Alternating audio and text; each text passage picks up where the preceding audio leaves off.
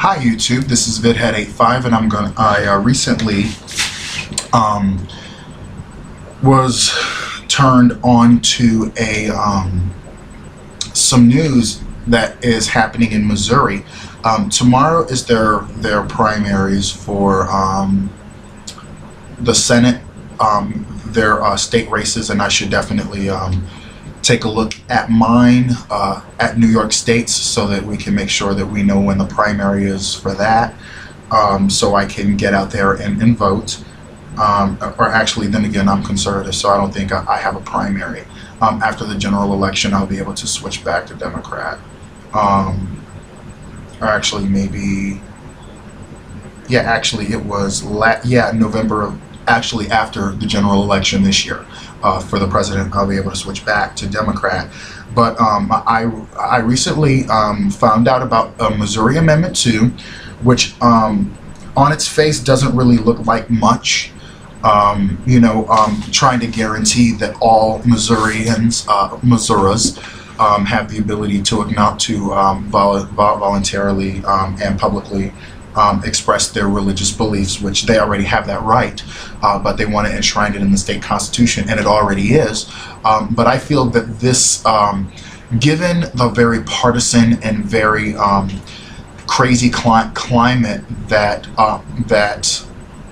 the culture has right now, I feel that this can open the door to so many things that won't be good for Missouri or the rest of America should any state legislatures try to pass a constitutional amendment like this. So the full text, proposed by the 96th General Assembly, first regular session, House Joint Resolution 2. It says official ballot title. It doesn't have one. But shall the Missouri Constitution be amended to ensure that the right of Missouri citizens to express their religious beliefs shall not be infringed? That's already true in their Constitution. That school children have the right to pray and acknowledge God voluntarily in their schools, and that public schools shall display the Bill of Rights of the United States Constitution. It is estimated this proposal will result in little or no cost or savings for state and school local entities. Fair ballot language. A yes vote will amend the Missouri Constitution to provide that neither the state nor political subdivisions shall establish any religion. The amendment further provides that a citizen's right to express their religious beliefs, regardless of their religion, shall not be infringed upon. I think we all know that that's bull. What they mean is Christians, but they had to put it in there to sound as neutral as possible. And that the right to worship includes prayer in private or public settings, on government premises, on public property, and in all public schools. That it gets a little dicey there for me, because I feel that praying in public, I'm not against that, but on government premises and in schools, as far as that's concerned, I have no problem if it's voluntary, of course. But I feel that having that permission, I think that it may have, I think that it could, in the wrong hands, that it'll create a climate where someone who is a person that prays every day may probably make a person who maybe is an atheist or of another religion, they may start to harass individuals who may not share that same belief that they do. That's kind of where I have an issue with that part there. That it could possibly be used to harass other people of different beliefs. This amendment also requires public school to display the Bill of Rights. A no vote will not change the current constitutional provisions protecting freedom of religion. If passed, the measure will have no impact on taxes.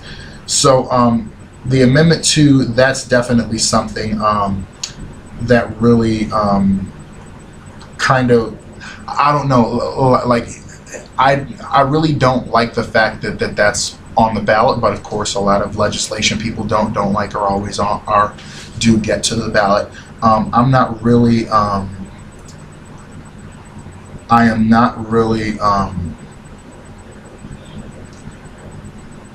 I don't know. I just don't really like it that much. I'm also seeing a Amendment 3 here that is kind of crazy here, but it also kind of makes me feel as if the governor, or this is what ballot Title 3 says.